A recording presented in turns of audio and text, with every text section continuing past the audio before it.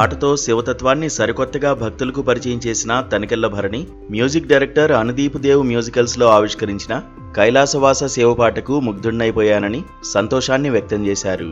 అనుదీప్ దేవ్ రూపొందించిన కైలాసవాస శివపాటను ప్రసాద్ ల్యాబ్స్ వేదికగా ఆవిష్కరించారు.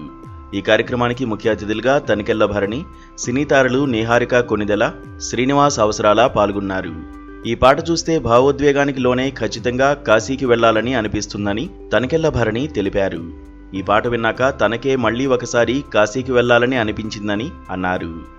కాశ్యాంతు మరణం ముక్తి స్మరణాదరుణాచలే శ్రీశైలం దర్శనం ముక్తి అన్నారు. అంటే మన భారతీయ తత్వశాస్త్రం, మన జీవన విధానం ప్రకారం ఎవరైనా సరే కాశీకి పోయి వెళ్ళిపోవాలని ఒక కోరిక ఉంటుంది. అలా మొదలైన ఈ పాట అంటే కథ చెప్తూ, ఒక కంటెంట్ చెప్తూ పరమేశ్వరుడే పక్క నుండి తీసుకెడతాడు అని అల్టిమేట్గా ఫినిష్ చేశారు. ఇది ఒకటికి రెండు సార్లు చూస్తే భావోద్వేగానికి లోనై ఖచ్చితంగా కాశీకి వెళ్ళాలనిపిస్తుంది. దీని పరమార్థం అది నాకే అనిపించింది, ఇంకోసారి పెడితే బాగుండని.